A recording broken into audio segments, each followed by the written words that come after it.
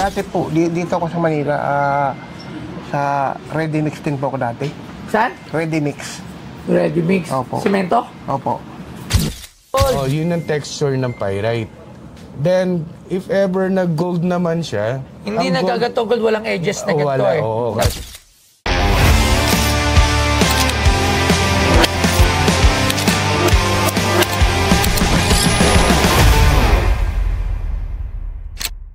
Magandang hapon. Ayun o, ito. Tay, magandang hapon, Tay. Magandang hapon po. Ano pa pangalan nila? Lorenzo po. Taga saan po si Lorenzo? Taga Sorsogon po. Taga Sorsogon. Saan ka galing ngayon? Sorsogon pa po. Sorsogon pa? Opo. Di ba Sorsogon sa may Albay? Lampas pa? Lagpas pa po. Oh, ano sila kayo pupunta rito? Bas May po. tissue tayo dyan. Kinukuha niyo si tissue Si Papang. Pang taga doon si Mamang, di ba? O kayo? Kayo po taga Sorsogon. Sa Magallanes po. Saan po sa Sorsogon? Sa Magallanes. Magallanes daw. Malayo pa po. Mga isang oras pa po ang biyahe pagka papuntang Bulan. Dulo na kami eh. Dulo na po yun. Ayan si Bienan ko. Ano to? Ito po yung magkasama. Ano yung dala mo? Tanggalin natin. Hindi po. Bronze na espada po.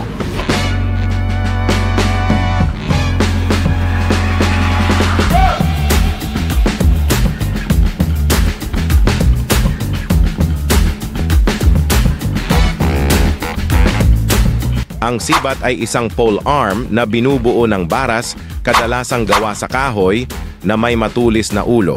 Ang ulo ay maaaring ang mismong pinatulis na dulo ng baras mismo, gaya ng kaso sa mga sibat na pinatigas ng apoy, o maaaring gawa ito ng mas matibay na material na ikinakabit sa baras, tulad ng buto, flint, obsidian, tanso, zrenia. Ang pinakakaraniwang disenyo para sa pangangaso at o pakikidigma. Mula noong sinaunang panahon ay may kasamang metal na spearhead na hugis at sulok, brilyante o dahon.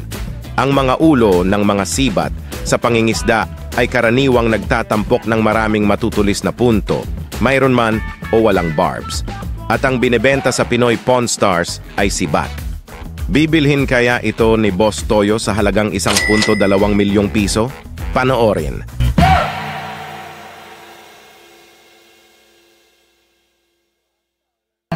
Ano to? Ito po yung magkasama. Ano yung dala mo? Tanggalin natin. Hindi po. Bronze na espada po. Bronze. Wow.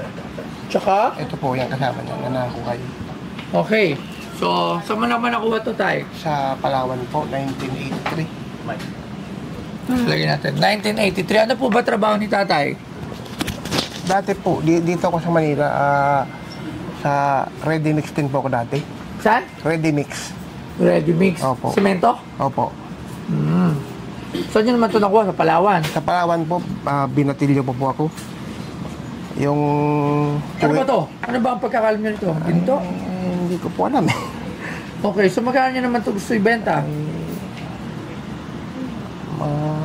Alam nyo ba na ang Cellboy ay isa sa pinaka-top distributor ng cellphone sa buong Pilipinas? At alam nyo ba na since 2009, meron na silang 50 branches nationwide. Kaya makakasigurado ka dito na legit at quality ang kanilang mga produkto. Katulad dito, bagong-bagong labas ng Oppo A60. Tingnan nyo, hindi nyo to basta-basta masisira. O diba, tingnan nyo, ang tibay. Kaya kung bibili kayo ng gadgets, wala kayong ibang pupuntahan kundi dito lang sa Cellboy. Si Toy Tumamen, geng-geng. Ano nyo naman ito gusto ibenta? 1.2 po, kung po pwede. 1.2 Opo, kung million. Po, opo, kung Wow. po pwede. Pawag ako ng mahilig sa luma. Sige po. Sir Angelo, tsaka si Sir Arman. Tawagin nga natin, tingnan natin ito. Dalawa kailangan natin dito para masuri ito. Hello. Oh, meron tayo dito, kailangan ng suri. Hindi natin alam kung ano to at mismo siya hindi niya alam kung ano to. Okay. Sige, anong gusto niyo umpisan? Yung bato o yung ano? Kayo, sige, tigisa kayo. Sir Arman, oh. Okay. Ito ay... Ano Ikaw to? muna, Sir Angelo. Ano yan? Spearhead ito. Ito yung Spearhead ano yun? Spear yan. Ganun. May kahoy dito yan. Dapat na ganun. Sibat! Oo, sibat. Ayun, Kumbaga, sibat. sibat. Oo. Na bronze, no? In terms of workmanship, well, parang hindi dito eh. Parang hindi dito. Hindi local. Kasi marami ko, lahat ng puno ng sibat natin noon, kinolekta ko din. Meron ka? Siguro 8 yung klase natin noon. Wala akong ganyan. Kasi karamihan ng sibat natin noon, is either cap or matulis din yung dulo. Pero made of iron. Ganito. Ito kasi, parang copper or bronze? Bronze. So, Bronze, parang oo. pan-display siya eh. Kasi kung purposely para pang-hunt yan, medyo malambot ang tanso. Kesa sa bakal. So para sa akin, hindi siya Pero ito ganun ba, kaluma. kasi yung pantingin. Hinanap pa natin ng markings. So ito ay hindi to Pilipino. Hindi. Tingin ko hindi.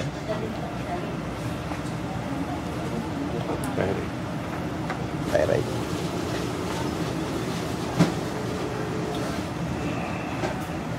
May nakita akong markings. Napoleon. Bonaparte. Napoleon. O yung brandy. Caesar. So, ano to? Display. Yeah, probably. Most likely on display. Most likely on display. display. Tsaka, in terms of in luma, parang wala akong nakikita. Hindi siya ganun kaluma. Hindi siya ganun kaluma. Unless nilinis talaga. Parang hindi rin siya bronze eh, kasi may green siya. Oh. Nasisira yung, yung patina. Hindi mo na nakikita yung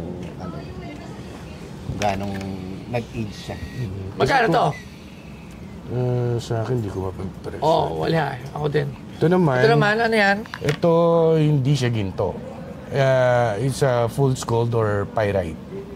Pyrite. Yes, kasi ang fool's gold. Kaya nga marami na Fool's gold? Oo. It's a fool's gold. Makikita mo yung texture ng pyrite.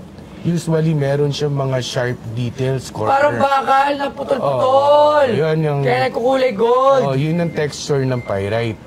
Then, if ever nag-gold naman siya, Hindi ang gold- nagagatugol, walang edges na ganito wala, eh. oo, Na kasi- parang square-square. Oo. Para siyang uling eh. Alam mo yung uling na pag pinati mo yung mga uling, matatalas yung mga edge. Sa gold, hindi ganun eh. Oo, ang gold round shape siya. Yes, round. Oo, kasi malleable yun. Malambot ang bato. Malambot. So, any space na pwede siya sumuot, susuotan niya. So, yun ang purpose. Ito kasi, Bakit magkaiba siya. Ako makikita mo talagang May mga sharp edges siya, square-square. Alam mo yung uling, pyrite pag hinati mo yung uling, Ganon. medyo ganon. Oo. Most probably composed siya ng ng copper sulfate and then some iron deposit. Diyan na namumuo yun. So, ang tawag dito ay fool's gold. Fool's gold. So, wala rin halaga. Walang halaga. Meron naman, yung sa mga nangungulekta ng gem, ganito kalaki, around 200 pesos, 300. Yan lang. Maraming salamat. Maraming salamat. Thank you. Tay, alain ang sinyahay nyo. Pero sad to say, hindi ko mapipili yung dala niya. Yan niya, tay. Thank you po. Bigyan kita ng pamasahe para sa pagpunta mo rito at pag-uwi mo. Makauwi ka sana na maayos. Uwi ka na rin ngayon. Salamat po. Sige. Thank you very much. Bigyan ng pamasahe si tatay. Salamat po. Ayos naman. Kahit paano na-experience ko makarating dito. Kahit malayo. Sinubukan kong maipakita kung ano yung meron ako. Yun lang naman. Salamat.